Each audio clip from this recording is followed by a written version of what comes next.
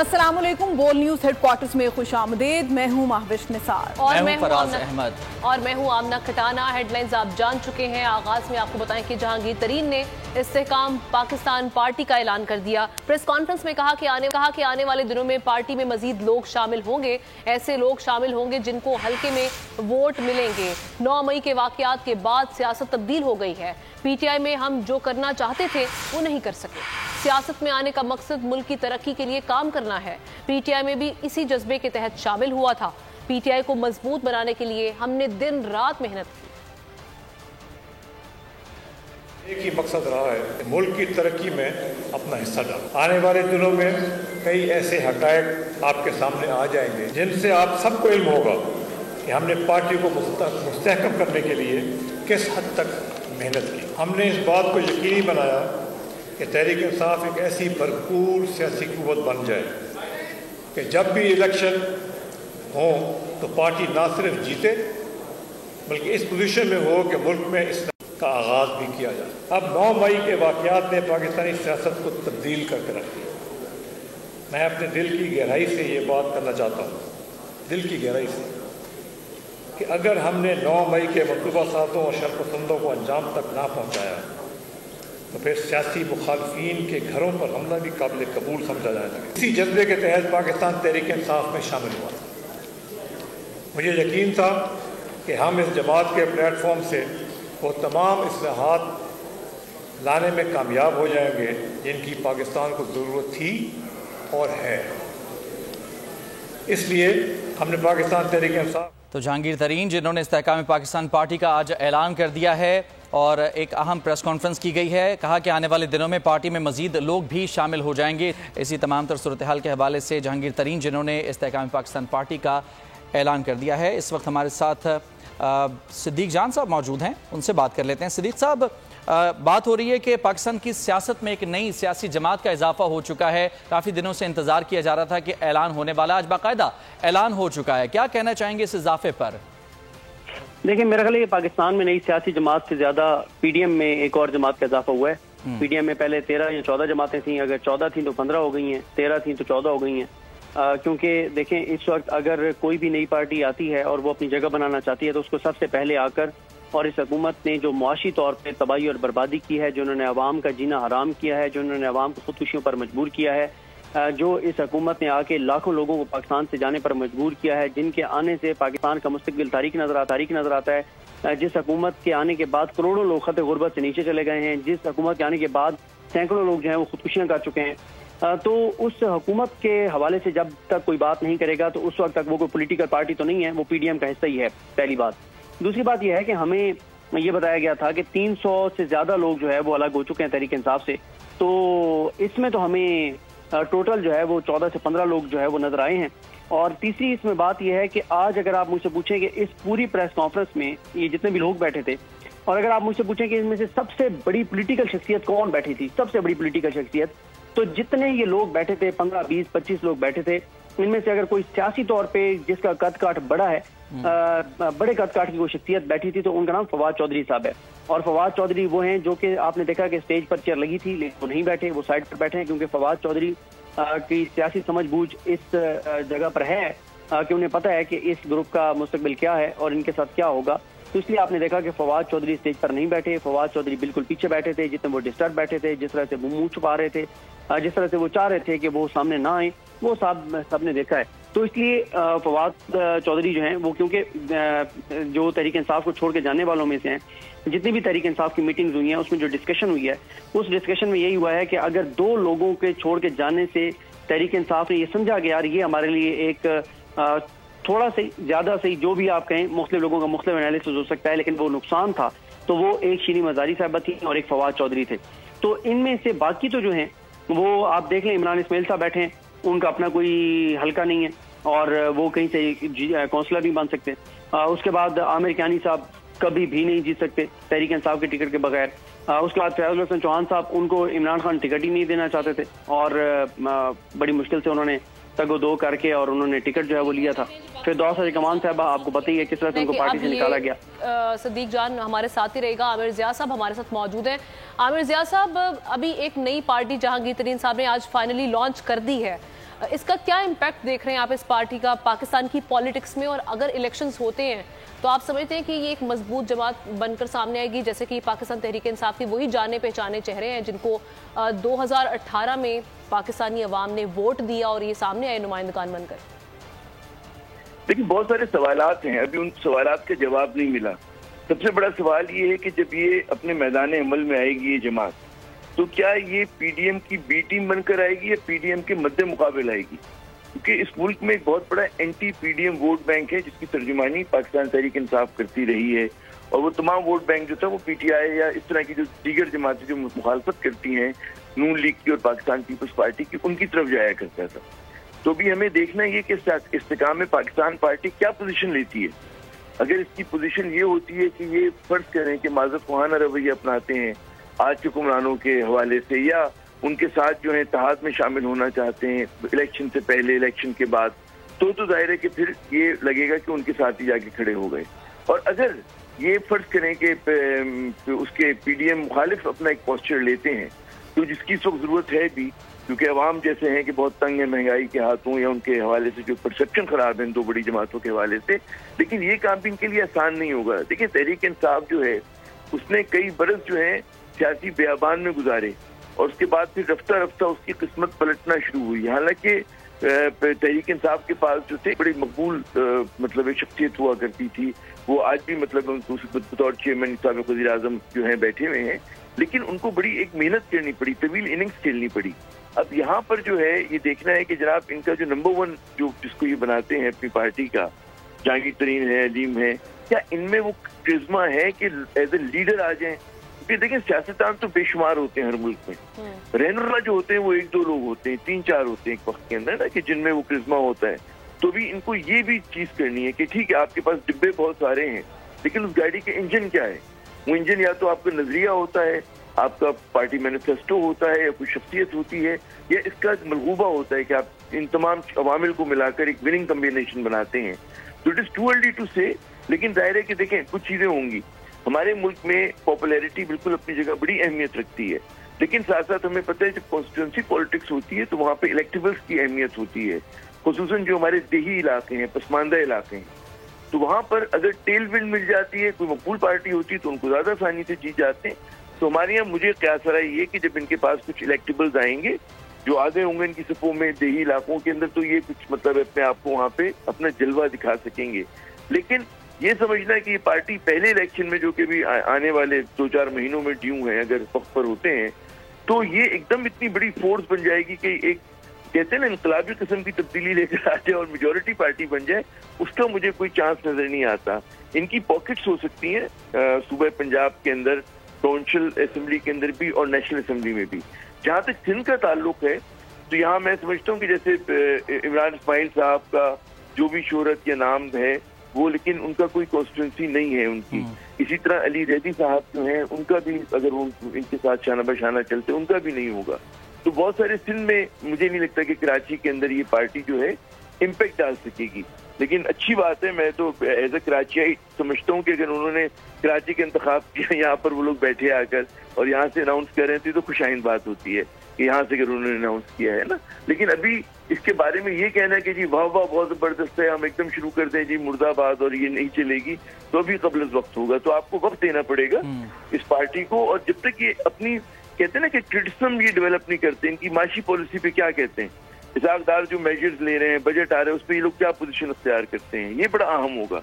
ये क्या इनका अगर माज़रत ख़्वाहाना रवैया हो गया पीडीएम के हवाले से, तो समझें कि फिर ये जहाज नहीं उड़ेगा, बहुत ज्यादा नहीं इसकी जिंदगी है। लेकिन अगर इन्होंने कोई बड़ी मजबूत पोजीशन ले ली तो फिर गालिबन ये अपने लिए नीश क्रिएट कर सकते हैं। जनाब ठीक है, यानी कि थोड़ा सा इंतजार करना पड़ेगा, देखना होगा कि आगे ये किस तरफ जाती हुई दिखाई दे रही है पार्टी। जमील फारूकी साहब हमारे साथ मौजूद हैं। जमील साहब, अभी तक दो साइड्स देखी जा रही थी पाकिस्तान की पॉलिटिक्स के अंदर, एक पीडीएम एक पीटीआई, अब ये तीसरी जमात आई है। लग रहा है कि कोई तीसरी साइड बनती दिखाई दे रही है, या फिर किसी एक साइड की तरफ झुकाव या फिर जम होना पड़ेगा आगे जाके इनको, लग रहा है कुछ ऐसा?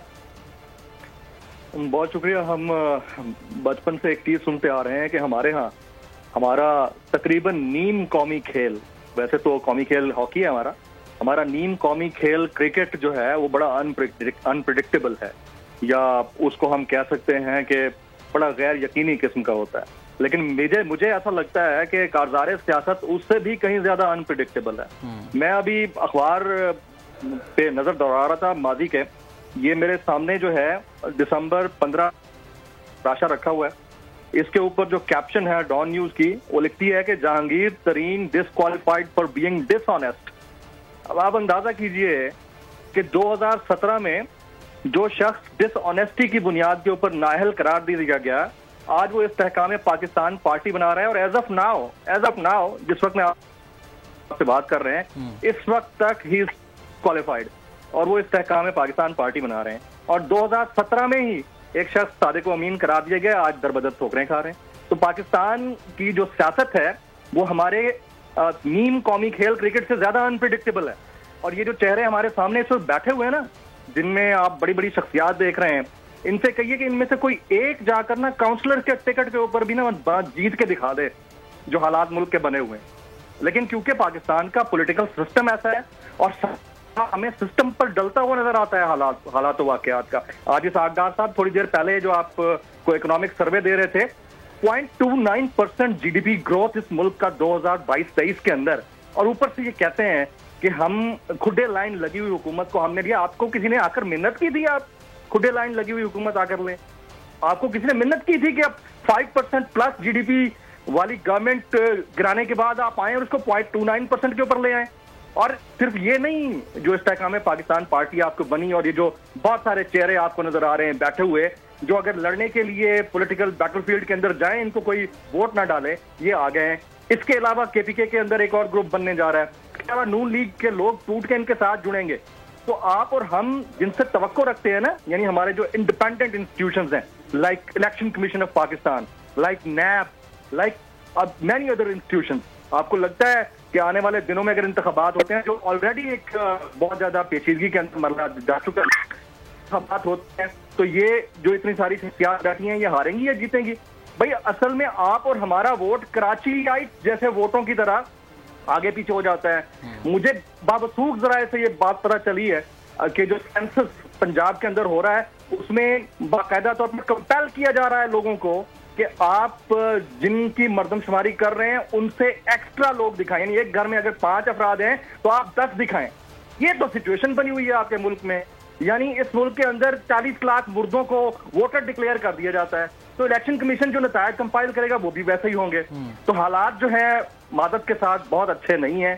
पब्लिक की जो डायरेक्शन है वो दूसरी तरफ है, इकोनॉमी की डायरेक्शन कोई और ही एंगल लिए बैठी है, और सियासत में हमें रोजाना एक नई पार्टी मिलती है। और इस मुल्क के अंदर इस वक्त जो पार्टी बरसर इक़्तिदार है, वैसे तो इत्तेहादी हुकूमत है, लेकिन ज्यादा फोकस आपका नून लीग के ऊपर होगा। उनके जो ताहयात कायद हैं वो ताहयात नाअहल हैं एज ऑफ नाउ। जो नई पार्टी बन रही है, बिल्कुल मजमूई तौर पर जमील साहब देखा जाए, चाहे वो सियासत हो चाहे वो मईशत हो, एक कन्फ्यूजन दिखाई दे रही। लेकिन ये बात वाज़े तौर पर तय है कि आइंदा जो आने वाले इलेक्शन है ये काफ़ी इंटरेस्टिंग होने वाले हैं। बहुत शुक्रिया, हमारे साथ senior agri person Jameel Farooqui साहब मौजूद थे, तज्जियाकार आमिर ज़िया साहब मौजूद थे, और ब्यूरो चीफ इस्लामाबाद सिद्दीक जान मौजूद थे। आप तीनों को बहुत शुक्रिया। कि नाकामी नाकामी और नाकामी, इक़्तिसादी सर्वे के नाम पर एक साला नाकामियों की दास्तान जारी कर दी गई। महंगाई और माशी अदम इस्तेहकाम का नारा लगाकर आने वाली हुकूमत के वजीर खजाना ने नाकामियों का एतराफ़ भी कर लिया। न्यूज़ कॉन्फ्रेंस में वजीर खजाना ने बताया कि माशी अहदाफ हासिल नहीं हो सके। पिछला माली साल बहुत मुश्किल था। दरामदात में 29.2 और बरामदात में 12.2% की कमी आई। तरसीलात ज़र में 13% कमी आई है। महंगाई की शरह 29.2% पर पहुँच गई। 3 माह में ज़र मुबादला के ज़खायर 6 अरब 40 करोड़ डॉलर कम हो गए। इसहाक डार ने दावा किया कि गुज़िश्ता साल करंट अकाउंट खसारा 13% था, जो अब 3.2% सरप्लस है। इस साल जाहिर है कि बैरूनी और मुल्की जो अवामिल के हवाले से एक बड़ा मुश्किल तरीन साल था, बड़ा चैलेंजिंग साल था। जो जीडीपी ग्रोथ है वो प्रोविजनल नंबर 0.29% है। इम्पोर्ट्स में 29.2% की और एक्सपोर्ट्स में 12.1% की कमी आई है। आपकी सीपीआई है, कंज्यूमर प्राइस इंडेक्स, ये जुलाई से मई के नंबर्स अब अवेलेबल हैं और ये 29.2% सीपीआई है। जो करंट अकाउंट डेफिसिट हमारा पिछले साल 10 महीने का था, वो था अपना 13.7 बिलियन, 13.7 अरब dollar. That has now reduced to 3.3 billion dollar. IMF programme के लिए बहुत भारी सियासी कीमत अदा की. मईशत में जो गिरावट हो रही थी वो रुक चुकी है. रुपए की बेकदरी मसनूई है. 40 से 45 रुपए का मसनूई फर्क है. वजीर खजाना ने बड़ा दावा कर दिया. कहा सियासत नहीं, रियासत बचाओ बयानी की खातिर गैर मकबूल फैसले करना पड़े. पीटीआई दौर में हुकूमती कर्जे में 19 खरब रुपए का इजाफा हुआ. पीटीआई दौर में करंट अकाउंट खसारे में 4.7% इजाफा हुआ. तिजारती खसारा 30.9 अरब डॉलर था, जो बढ़कर 39.1 अरब डॉलर तक पहुंच गया. हमने गिरते हुए ज़र मुबादला के ज़खायर को संभाला. के अलावा पूरी कोशिश की है, एट बहुत ह्यूज पॉलिटिकल कॉस्ट पे की है. जो गिरावट हो रही थी मईशत में वो रुक चुकी है. आपका ये एक आर्टिफिशियल जो है करीबन 40-45 रुपए का गैप है. तो ये हमारी करेंसी इज अंडर वैल्यूड और ये आर्टिफिशियल रीजंस की वजह से है. और मैं समझता हूँ कि मियाँ शहबाज शरीफ की क़यादत में इस हुकूमत को ये तारीख याद रखेगी कि सियासत के ऊपर रियासत को तरजीह दी. आपका जो करंट अकाउंट डेफिसिट था वो 4.7% ऑफ GDP पे पहुंच गया, 17.5 बिलियन डॉलर. जो आपका ट्रेड डेफिसिट था वो 39.1 बिलियन डॉलर जो है वो वहां पहुंच गया 30.9 बिलियन डॉलर से बिटवीन 28 एंड 2022. हुकूमत ने महंगाई में जकड़ी आवाम को टैक्सेस का नया टीका लगाने का फैसला कर लिया है. जरूरी अशिया और पेट्रोल भी महंगा किया जाएगा. पेट्रोल पर मजीद 10 रुपए लेवी टैक्स लगाने का भी इम्कान है.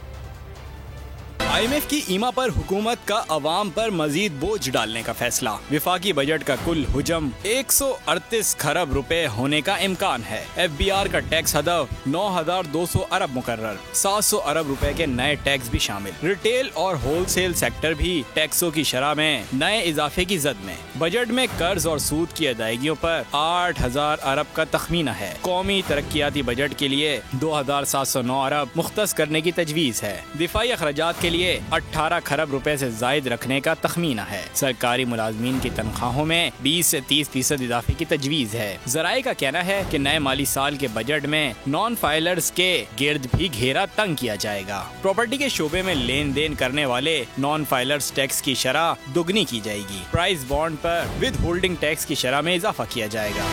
और बजट से मजदूर तबके को भी रिलीफ की कोई उम्मीद नहीं. मायूसी का शिकार मजदूरों को यकीन है कि हालात बेहतर नहीं होंगे. रिपोर्ट कर रहे हैं शौकत अली. छापा पकड़े मजदूरी की तलाश में खानेवाल से लाहौर आने वाला ये अल्लाह दिता, जो कि रोजाना 5 से 700 रुपए कमाने के लिए दिन रात मेहनत करता है, मगर इसे ये भी नहीं इल्म कि बजट क्या बला है. महंगाई बड़ी ज्यादा है, दिहाड़ी लगती नहीं है, मारे बंदे हैं, कारोबार है नहीं. अल्लाह दिता सारा दिन इस इंतजार में रहता है कि कब बाजार में कोई इसकी खिदमत ले, मगर बहुत कम अफराद से ही मजदूरी इसके हिस्से में आती है. कभी लगती है, कभी नहीं लगती जी, कभी भूखा भी सोना पड़ जाता है. बढ़ती हुई महंगाई ने गरीब और सफेद पोश अफराद की कमर तोड़ कर रख दी है और वो मुंतजर हैं कि कौन सा बजट ऐसा होगा जो कि इन्हें रिलीफ देगा. कैमरामैन मोहम्मद जुनेद के साथ शौकत अली, बोल न्यूज, लाहौर. विफाकी हुकूमत का 1100 अरब का तरक्याती बजट तैयार कर लिया गया. 5 अरब के फंड्स यूटिलिटी स्टोर्स पर सब्सिडी की मद में रखे गए हैं. मगर सस्ती अशिया जरूरिया के लिए शहरियों को किन कठिन मराहल से गुजरना पड़ता है, ये बताएंगे शौकत अली. घंटों इंतजार, लंबी कतार, लाहौर के शहरी यूटिलिटी स्टोर पर ख्वार. गड़ी शहू लाहौर की रिहायशी खातून उज़मा बेगम ने सस्ती चीजों की खरीदारी के लिए यूटिलिटी स्टोर का रुख किया, मगर लंबी कतारें देखकर उनके औसान खता हो गए. हम कह रहे हैं कि अब बजट आने वाला है तो चीजें सस्ती करें कि इधर चीजें ज्यादा मिले, कि आवाम लेनों में ना खड़ी हो.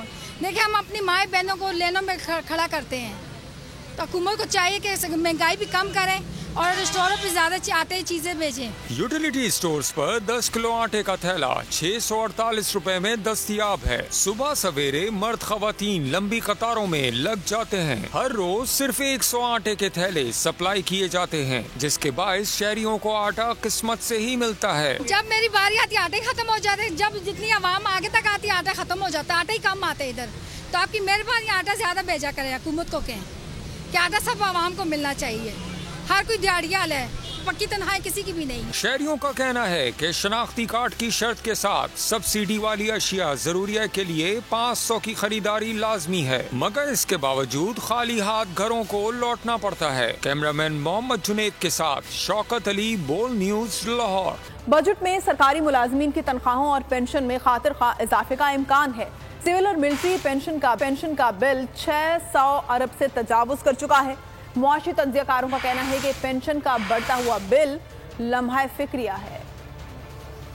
हुकूमत का सरकारी मुलाजमीन को रिलीफ देने का फैसला, तनख्वाह और पेंशन में खातिर ख्वाह इजाफे का इम्कान। पेंशन बिल जो पहले ही मईशत पर बोझ बना हुआ है, इसमें मजीद इजाफा मुतवक्की है। सिविल और मिलिट्री पेंशन का बिल 600 अरब से तजावुज कर चुका और इसमें सालाना 93 अरब रुपए का इजाफा भी हो रहा है। 2018 भी इलेक्शन का साल था और मुस्लिम लीग नून की हुकूमत ने सरकारी मुलाजमीन की तनख्वाह में 10% एडहॉक अलाउंस दिया था, जबकि पेंशन में 10% इजाफा हुआ। 2019 में तहरीक इंसाफ की हुकूमत ने कोरोना वबा के पेश नजर तनख्वाह और पेंशन में इजाफा नहीं किया था। 2020 और 21 में तनख्वाहों में 10% एडहॉक अलाउंस का ऐलान हुआ और पेंशन में 10% इजाफा किया गया। 2022 के बजट में हुकूमत ने सरकारी मुलाजमीन की तनख्वाहों में 15%, जबकि पेंशन में 5% इजाफा किया। अब आइंदा माली साल के बजट में सरकारी मुलाजमीन की तनख्वाहों और पेंशन में इजाफे का इम्कान जाहिर किया जा रहा है।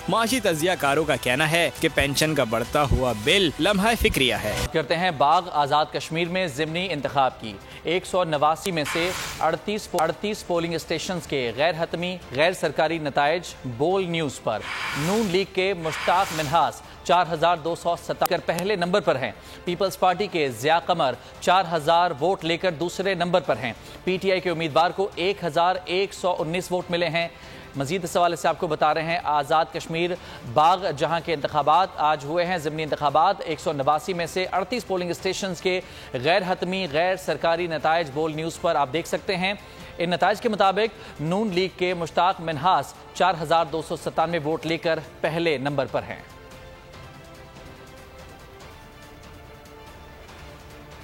कराची में शाहराह फैसल नर्सरी पुल के करीब कैश वैन पर फायरिंग, 4 गार्ड्स जख्मी हो गए। जख्मियों में अदील, शुएब, गुलाम नबी सिक्योरिटी गार्ड हैं जिन्हें अस्पताल मुंतकिल कर दिया। पुलिस के मुताबिक निजी सिक्योरिटी कंपनी की कैश वैन पर फायरिंग की गई। इब्तदाई तौर पर वाकया डकैती मज़ाहमत का लगता है। तो आपको बताएं कि कराची में ये वाकया पेश आया जहाँ पर 4 सिक्योरिटी गार्ड्स जो कि जख्मी हो गए हैं और कैश वैन को लूटने की कोशिश की गई। शोहदा के गमजदा घर वालों ने 9 मई के शरपसंदों को कड़ी सजा देने का मुतालबा किया है। शोहदा के अहले खाना का कहना है कि 9 मई का जो सान्हा पेश आया उसका बहुत दुख है, शरपसंदों को सजा मिलनी चाहिए।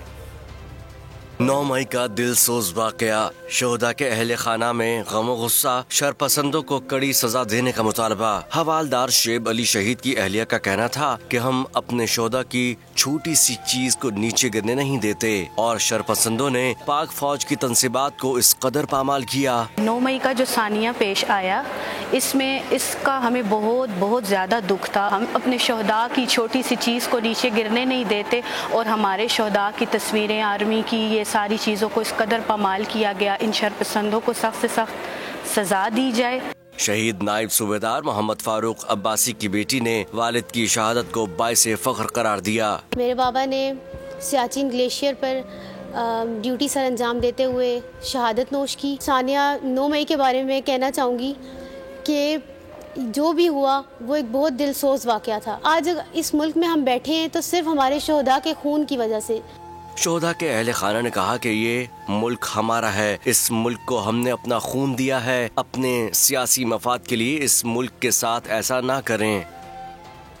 9 मई के वाक़यात, शोहदा पाक फौज के बच्चों ने जिना हाउस का दौरा किया।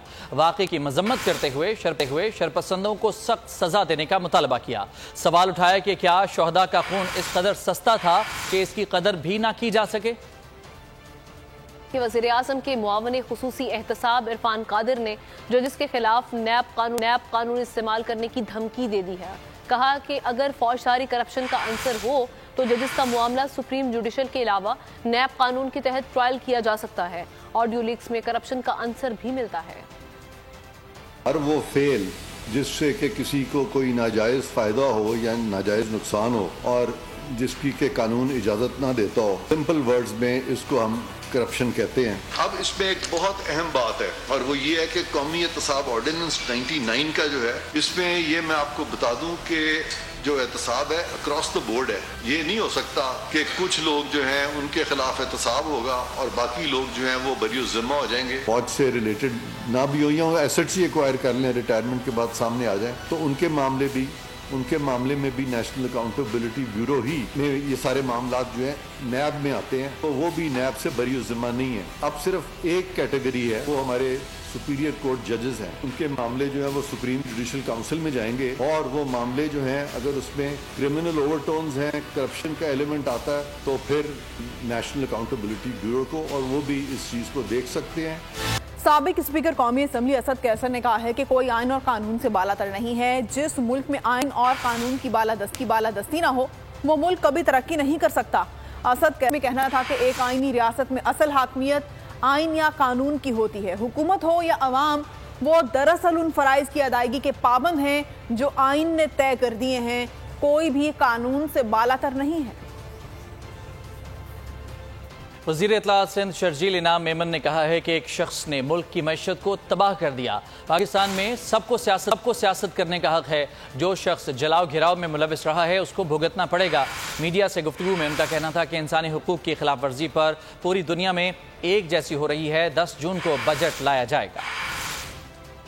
शख्स ने इस मुल्क की मौशत को तबाह कर दिया। पूरी कोशिश की कि इस मुल्क की मौशत पे जो है वो किसी काबिल ना रहे। क्यों? गलत पॉलिसियां थी, क्योंकि सियासी अकल नहीं थी। वो शख्स उसने पूरी कौम को गलत राह पे लगाया, नौजवानों को गलत राह पे लगाया, जिसके नतीजे आप खुद देख रहे हैं। क्योंकि ये तो कहते हैं जैसी करनी वैसी भरनी। आप जिस तरीके का मुआशरे में अगर इंतजार चाहते हो तो इंतजार की आग कभी आपको भी लपेट में ला सकती है। शख्स को पाकिस्तान में सियासत करने का इख्तियार है। जो शख्स जलाओ घेराव में इन्वॉल्व रहा है उसको अपने कानून के प्रोसीजर से गुजरना पड़ेगा। चेयरमैन तहरीक इंसाफ इमरान खान की 19 मुख्तलिफ मुकदमात में जमानत मंजूर कर ली गई। इंसदादी दहशतगर्दी अदालत इस्लामाबाद ने चेयरमैन तहरीक इंसाफ की 8 मुकदमात में 19 जून तक अबूरी जमानत में तोसी कर दी।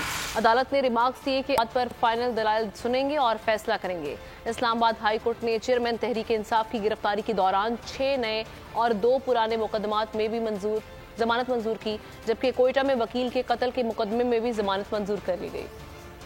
सरबरा अवामी मुस्लिम लीग और साबिक वज़ीर दाखिला शेख रशीद अहमद का कहना है कि 20 जून तक अहम सियासी फैसले हो जाएंगे कि सियासी ऊंट किस करेगा। IMF से छुट्टी, दोस्त ममालिक की मालियाती कुट्टी, नून लीग फारिग, गरीब तबाह बर्बाद, आटा डॉलर महंगा और नायाब, ये हैं हुकूमत के हालात। ये 24 करोड़ लोगों की ख्वाहिशों और खुशियों का खून कर रहे हैं। सरबरा अवामी मुस्लिम लीग शेख रशीद अहमद ने समाजी राब्ते की वेबसाइट ट्विटर पर एक बयान में कहा कि आसिफ सरदारी ने कहा है कि इलेक्शन मैं कराऊंगा। फजलुर रहमान ने कहा इलेक्शन मैं कराऊंगा। नवाज शरीफ कहते हैं कि लेवल प्लेइंग फील्ड होगी तो इलेक्शन होगा। 20 जून को फैसले हो जाएंगे। उन्होंने कहा कि मंसूबा साजों ने जमीनी हकायक से आंखें बंद कर रखी हैं। कौम अल्लाह और अदलिया की जानिब देख रही है। आलमी बैंक ने पाकिस्तान की मौशी तरक्की का पोस्टमार्टम किया है और हुकूमत शादियाने बजा रही है। दफ्तर खारजा ने कहा है कि पाकिस्तान में इंसानी हुकूक की खिलाफ वर्जियों के इल्जामात बेबुनियाद हैं। खदीजा शाह केस में अमरीकी सफारत खाने की दरखास्त मुल्क को भेज दी है। हफ्तावार प्रेस ब्रीफिंग में तर्जुमान दफ्तर खारजा मुमताज़ ज़हरा बलोच का कहना था कि आफिया सिद्दीकी का मामला एक पुराना मामला है। हुकूमत पाकिस्तान ने डॉक्टर फौजिया की आफिया सिद्दीकी से मुलाकात में भरपूर किरदार अदा किया। उन्होंने कहा कि कश्मीर में भारतीय अफवाज का जुल्म व सितम जारी है।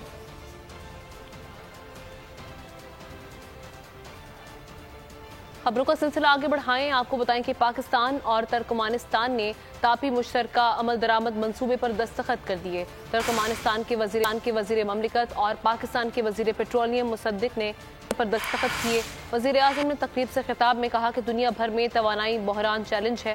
तापी खित्ते की खुशहाली के लिए अहम मंसूबा है जिसका आगाज अशकाबाद से होगा। लाइन काबुल से इस्लामाबाद और भारत जाएगी। अमन दुश्मनों के गिर्द घेरा तंग। CTD ने कराची के इलाके इब्राहिम हैदरी रेडी गोट से कलदम TTP का सरगर्म कारकुन गिरफ्तार कर लिया। मुलजिम गुलाम नबी सोशल मीडिया के जरिए तंजीम के लिए फंड्स जमा करता था। मुलजिम ने इंकशाफ किया कि दहशतगर्दी की तरबियत के लिए पहले पेशावर और फिर अफगानिस्तान जाना था। मुलजिम से चंदे की रसीदें और रकम बरामद कर एंटी टेरर फाइनेंस के तहत मुकदमा दर्ज कर लिया गया।